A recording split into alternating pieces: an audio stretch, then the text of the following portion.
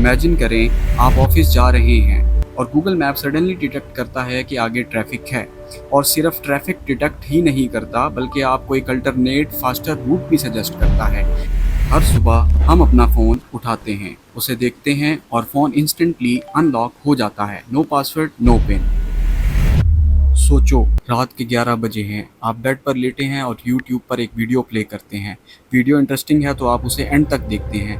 Video ख़त्म होती है और यूट्यूब आपको एक और सिमिलर वीडियो सजेस्ट करता है, फिर एक और देखते ही देखते 2 बज जाते हैं। सो हमें पता चला गूगल मैप्स ट्रैफिक प्रिडिक्ट करता है, फ़ोन सिर्फ आपका चेहरा पहचानता है और यूट्यूब जानता है कि आपको डरना क्यों अच्छा लगता है। इन तीनों में एक ही चीज़ कॉमन है, ये सब कुछ डाटा से सीखते हैं और आपके लिए डिसीजन लेते हैं। इसी को कहते हैं मशीन लर्निंग। अब हम समझते हैं कि मशीन लर्निंग मॉडल बनता कैसे है।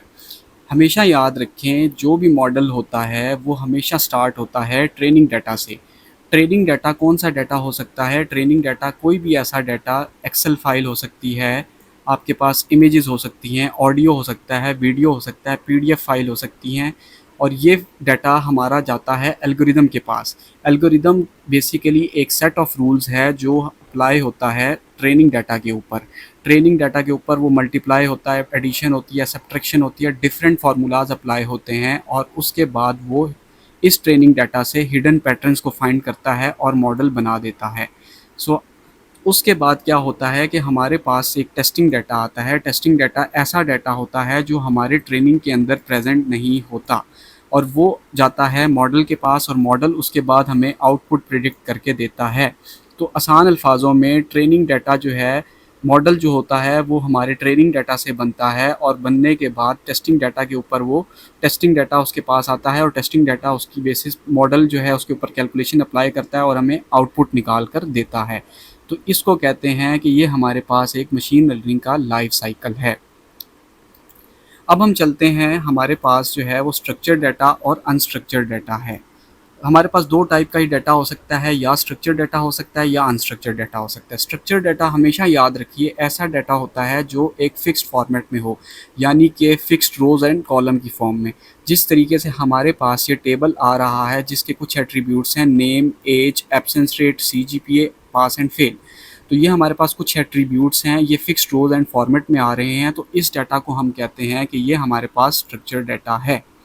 अब अनस्ट्रक्चर्ड डाटा कौन सा डाटा होता है? कोई भी ऐसा डाटा जो फिक्स्ड फॉर्मेट में ना हो, ना ही रोज़ और कॉलम की फॉर्म में। लेट्स सपोज जैसे हमारे पास एक पीडीएफ है और पीडीएफ के अंदर कुछ टेक्स्ट लिखा हुआ है, कैट्स आर रनिंग क्विकली, तो ये डाटा हमारे पास फिक्स्ड फॉर्मेट में नहीं है, तो ये हमारे पास अनस्ट्रक्चर्ड डाटा होगा।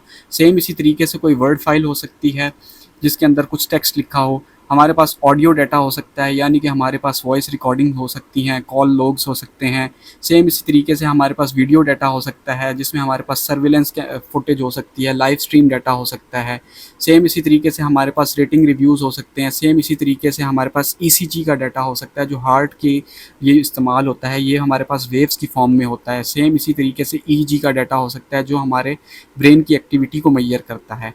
तो आई होप कि आप लोगों को ये समझ आ गया होगा कि हमारे पास 2 ही टाइप के डाटा होते हैं, या स्ट्रक्चर्ड डाटा होता है या अनस्ट्रक्चर्ड डाटा होता है, और इन दोनों में क्या डिफरेंस होता है। अब हम चलते हैं टाइप्स ऑफ मशीन लर्निंग की तरफ। हमारे पास 4 टाइप्स होती हैं मशीन लर्निंग की। सबसे पहली टाइप होती है सुपरवाइज्ड लर्निंग। सुपरवाइज्ड लर्निंग में हमेशा याद रखिएगा कि हमारे पास लेबल डाटा होता है। अनसुपरवाइज्ड लर्निंग जो है उसमें हमारे पास अनलेबल्ड डाटा होता है। सेमी सुपरवाइज्ड में हमारे पास कॉम्बिनेशन होता है लेबल और अनलेबल का। Small amount of label data is present and large amount of unlabelled data is present in semi supervised learning. और रीइंफोर्समेंट लर्निंग जो है वो अपनी गलतियों से सीखती है, अपने ट्रायल से, अपने एरर से सीखती है। अब हम चलते हैं सुपरवाइज्ड लर्निंग की तरफ और समझते हैं इसको 2 तरीक़ों से। एक स्ट्रक्चर डाटा की एग्जांपल ले लेते हैं और एक अनस्ट्रक्चर्ड डाटा की एग्जांपल ले लेते हैं। तो हमारे पास जो ये एक डाटा आ रहा है, ये हमारे पास स्ट्रक्चर्ड डाटा है, और ये हमारे पास ट्रेनिंग डाटा है, और ये हमारे पास स्ट्रक्चर्ड डाटा टेस्टिंग डाटा है। तो हमारे पास एक डाटा है जिसमें एक स्टूडेंट है जिसका नाम अली है, इसकी एज 25 है, एब्सेंस रेट 6% है, सीजीपीए 3.3 है, और वो पास है। अब ये जो पास और फेल है, ये बेसिकली इसको हम कहते हैं कि ये हमारे पास लेबल डाटा है, यानी कि स्टूडेंट पास हुआ या फेल हुआ on the basis of these attributes, age, absence rate, CGPA. तो हम लोगों को यहाँ से देख के पता चला कि एक स्टूडेंट अली जिसका एब्सेंस रेट 6% था, उसका CGPA 3.3 था, तो वो पास हुआ। इसी तरीके से साथ जो है वो 26 उसकी एज है, 40% एब्सेंस रेट है, यानी कि वो क्लास में कम आया तो उसका CGPA भी कम आया और वो फेल हो गया। सेम इसी तरीके से असद है।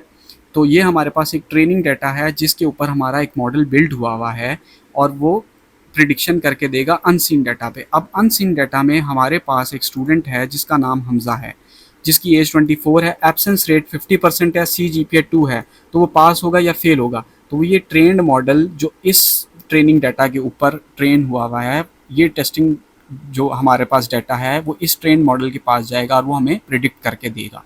इसको कहते हैं सुपरवाइज्ड लर्निंग स्ट्रक्चर डाटा के लिए। अब हम चलते हैं अनस्ट्रक्चर्ड डाटा के पास। हमारे पास 2 ऑडियो रिकॉर्डिंग्स हैं और ये लेबल्ड हैं, ये हैप्पी है और ये सैड है। सपोज़ कर लेते हैं कि इस ऑडियो में हैप्पी, जो जिस तरह कोई बंदा इंसान खुश होता है तो उसकी टोन हमेशा ऊंची हो जाती है, वॉइस ऊंची हो जाती है, ठीक है। सैड है तो उसकी वॉइस जो है वो लो हो जाएगी। तो ये हमारे पास सपोज़ कर लें कि इस तरह का एक ऑडियो डाटा है जिसमें हमारे पास हैप्पी है और सैड है, और ये हमारे पास एक ट्रेंड मॉडल है। इस ट्रेनिंग डाटा के ऊपर ये मॉडल बिल्ड हुआ है। अब अनसीन डाटा आया, वो ट्रेंड मॉडल के पास गया। अब वो इस ट्रेंड मॉडल जो हमारा जिस ट्रेनिंग डाटा पे हुआ था, इसकी बेसिस के ऊपर प्रिडिक्ट करके देगा कि ये हैप्पी है या सैड है। अब हम चलते हैं अनसुपरवाइज्ड लर्निंग की तरफ। अनसुपरवाइज्ड लर्निंग में क्या होता है कि हमारे पास लेबल डाटा नहीं होता। जैसे हमारे पास एक स्ट्रक्चर्ड डाटा है जिसमें हमारे पास नेम, एज, एब्सेंस रेट और CGPA है। हमारे पास एक स्टूडेंट है अली जिसकी एज 25 है, एब्सेंस रेट 6% है और CGPA 3.3 है। अब इसके ऊपर एल्गोरिदम अप्लाई हुआ, मॉडल बना। मॉडल बनने के बाद क्या होता है कि इसमें हमारे पास क्लस्टर्स बनते हैं। क्लस्टर्स कैसे बनते हैं कि हमारे पास जो डाटा पॉइंट्स होते हैं, जो नियरेस्ट एक दूसरे से नियर होते हैं, उनको हम लोग क्लस्टर्स में बना के सेपरेट कर लेते हैं। अब सपोज़ करते हैं कि ये हमारे पास एक टेस्टिंग डाटा है। अब ये जो टेस्टिंग डाटा है ये हम लोग देखते हैं क्लस्टर A और क्लस्टर B से, कि यहाँ से इसका इस पॉइंट से इस पॉइंट पे कितना डिस्टेंस आ रहा है, इसका इससे कितना आ रहा है। तो जो भी डिस्टेंस, जिस भी क्लस्टर का डिस्टेंस इस टेस्टिंग डाटा से करीब होगा, ये डाटा उस क्लस्टर को दे दिया जाएगा। इसको कहते हैं अनसुपरवाइज्ड लर्निंग। अब हम चलते हैं सेमी सुपरवाइज्ड लर्निंग के ऊपर। सेमी सुपरवाइज्ड लर्निंग, जैसे मैंने आपको पहले बताया था कि हमारे पास small amount of label data होता है और large amount of unlabel data होता है।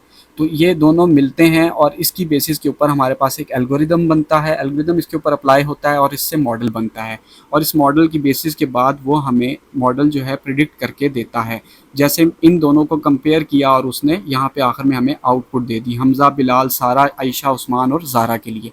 यहाँ पे उनके CGPA थे, लेकिन हमारे पास उनका लेबल डाटा नहीं था, हमारे पास उनकी प्रिडिक्शन नहीं थी पास फेल की, लेकिन यहाँ पे प्रिडिक्शन करके दे दी। अब इसने लर्निंग कहाँ से की? स्मॉल लेबल डाटा से।